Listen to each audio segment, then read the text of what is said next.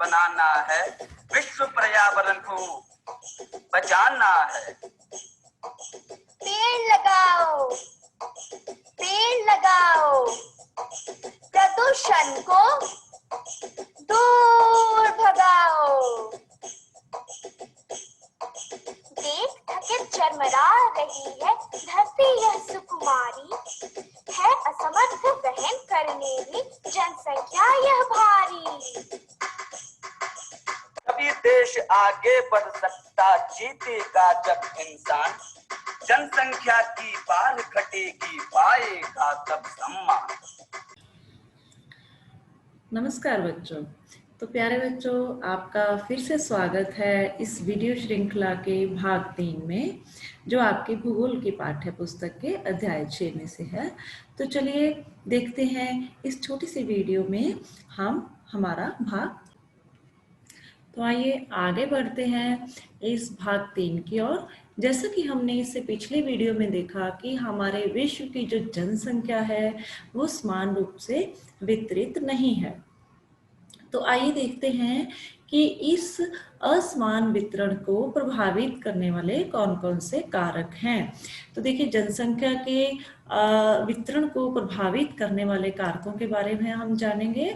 इसमें मुख्य रूप से जो है 2 प्रकार के कारक हैं, एक भौगोलिक कारक, दूसरा सामाजिक, सांस्कृतिक और आर्थिक कारक। अब देखिए, भौगोलिक कारक में कौन कौन से कारक आते हैं। इसमें आते हैं स्थलाकृति, वहाँ की जलवायु, मृदा, जल एवं खनिज। बाकी दूसरे हैं आर्थिक, सांस्कृतिक और सामाजिक कारक। तो सबसे पहले अगर हम बात करें इसमें भौगोलिक कारकों की, तो भौगोलिक कारक में पहला है स्थलाकृति।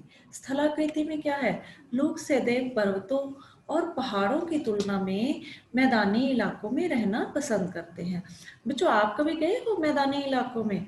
मैदानी इलाकों में क्या होता है, मैदानी इलाकों में जो जीवन है वो सरल होता है एज कंपेयर टू जो हमारे पहाड़ी इलाके होते हैं। पहाड़ों में जीवन मुश्किल होता है। वहाँ पर अगर आपने स्कूल में जाना है तो आप साइकिल भी नहीं चला पाओगे, स्कूटर भी नहीं चला पाओगे, और गाड़ियों से ही लोग जाते हैं। लेकिन गाड़ी भी लोग घरों से काफ़ी दूर तक रोक कर जाते हैं, तो वहाँ पर जीवन थोड़ा मुश्किल होता है, क्योंकि यह क्षेत्र खेती, विनिर्माण और सेवा क्रियाओं के लिए उपयुक्त होते हैं।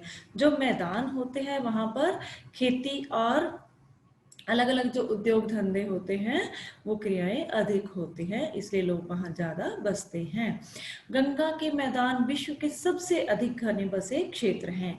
विश्व में जो गंगा के मैदान हैं उनमें सबसे ज़्यादा लोग रहते हैं, सबसे अधिक घने क्षेत्र है वो। एंडीज, आल्प्स और हिमालय पर्वत जैसे जो हैं वो विरल बसे हुए हैं।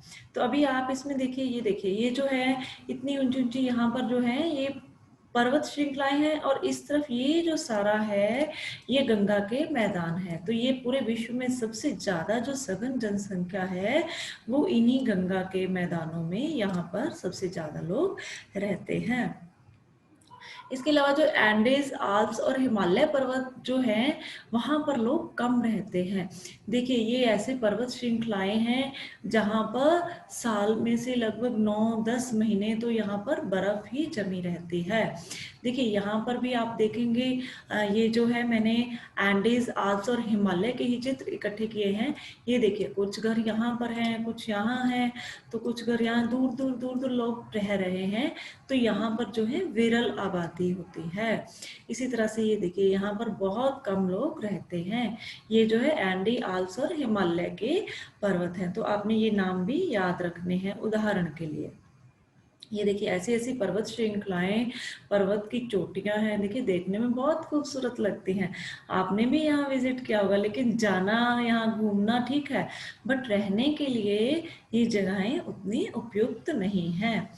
देखिए, ये वाले पूरे जो चोटियां हैं वो पहाड़ों से ढकी हुई हैं। यहाँ पर ये जो है हिमालय की श्रृंखला, इधर पूरा ये हिमालय पर्वत है। तो दूसरा जो भौगोलिक कारक है वो है जलवायु। लोग सामान्य रूप से चरम जलवायु, जो कि अत्यधिक गर्म अथवा अत्यधिक ठंडी होती है, उसमें रहने से भी बचते हैं। इसके अलावा जैसे सहारा मरुस्थल है, रूस के ध्रुवीय प्रदेश है, कनाडा, अमेरिका, अंटार्कटिका में कनाडा और अंटार्कटिका में लोग रहने से बचते हैं। सहारा मरुस्थल है जो वहाँ पर पानी कम मिलता है। ये देखिए, ये सहारा मरुस्थल यहाँ देखने में कितना सुंदर लग रहा है, लेकिन यहाँ की आबादी भी विरल है। उसके अलावा जो बहुत ज़्यादा ठंडे इलाके हैं, देखिए यहाँ पर, ये देखिए जो झील में ही बर्फ जम गई, बर्फ जो झीलें नदियाँ जो होती हैं वो भी सर्दियों में ऐसे बर्फ का रूप ले लेती हैं। तो अत्यधिक जो ठंडी जलवायु है या फिर जो अत्यधिक गर्म जलवायु है, तो दोनों ही जगह लोग रहने से बचते हैं। आगे हम देखते हैं मृदा।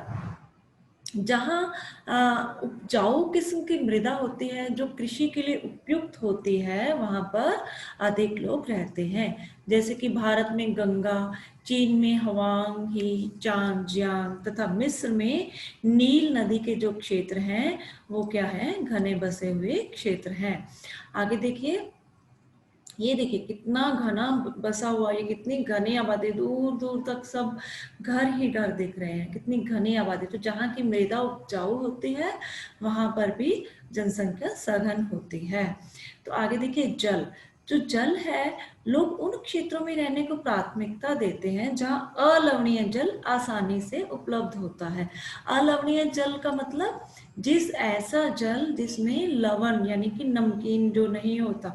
जो समुद्र का पानी होता है वो क्या होता है, खारा पानी, वो लवणीय जल होता है, उसमें पेड़ पौधे नहीं उग पाते, फसलें नहीं उग पाती। तो इसलिए जहाँ अलवणीय जल उपलब्ध होता है, लोग उन क्षेत्रों में ज्यादा रहते हैं।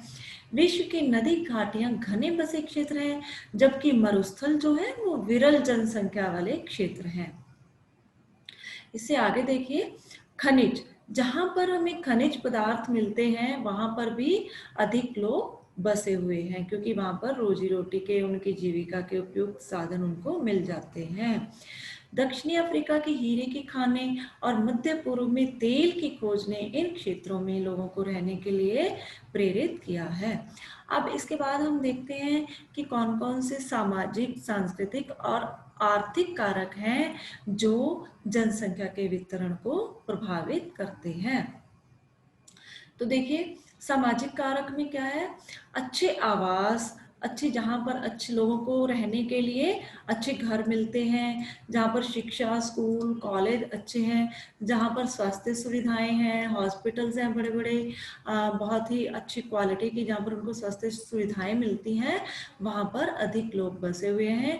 उदाहरण के लिए पुणे, ये देखिए पुणे शहर जो है, वहाँ पर शिक्षा, स्वास्थ्य और सुविधाएं जो हैं अच्छी है। शिक्षा और स्वास्थ्य की सुविधाएं अच्छी होने के कारण देखिए यहाँ पर कितनी बड़ी बड़ी बिल्डिंग्स और एकदम साथ साथ बने हुए, इससे पता चल रहा है कि ये क्षेत्र जो है घने बसे हुए क्षेत्र हैं। इसके बाद आते हैं हमारे सांस्कृतिक कारक। सांस्कृतिक कारक जैसे कि धर्म और सांस्कृतिक महत्ता वाले स्थान लोगों को आकर्षित करते हैं। कुछ लोग जो होते हैं वो धार्मिक स्थानों पर रहना भी पसंद करते हैं, और कुछ लोग जो है उनकी जीविका का साधन होता है धार्मिक स्थानों पर रहना। जैसे वाराणसी, यरूशलेम और वेटिकन सिटी जो है, इसके कुछ उदाहरण हैं। तो बच्चों, आपको ये उदाहरण भी साथ साथ में याद रखने हैं। ये देखिए कितना सुंदर लग रहा है, ये वाराणसी का ये किनारा है जहाँ पर अलग अलग ये नदियों का संगम होता है। तो यहाँ पर भी देखिए कितना पास पास कितनी घनी आबादी है यहाँ पर। ये देखिए, ये वेटिकन सिटी का मैंने ये लिया है, यहाँ पर भी आपको घनी आबादी ये देखिए दिखती है। तो यहाँ भी इसका प्रभाव है। आर्थिक कारक। आर्थिक कारक क्या होते हैं? जापान में औद्योगिक क्षेत्र रोजगार के अवसर प्रदान करते हैं। लोग बड़ी संख्या में इन क्षेत्रों की ओर आकर्षित होते हैं। और ओसाका और भारत में जैसे मुंबई दो घने बसे क्षेत्र हैं।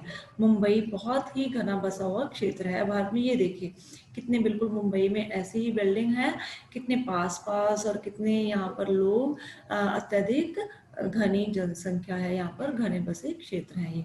और ये देखिए जापान का ओसाका शहर, वाव कितना सुंदर लग रहा है। यहाँ पर कौन नहीं रहना चाहेगा। तो ऐसी जो सघन आबादी इन क्षेत्रों में हमें देखने को मिलती है। तो आशा है आपको ये समझ आ गया होगा और आपने इस वीडियो को ध्यान से सुना और समझा होगा। तो इसके बाद हम आगे चौथे हमारे जो भाग है इस पाठ का उसमें मिलते हैं। थैंक यू बच्चों, थैंक यू वेरी मच।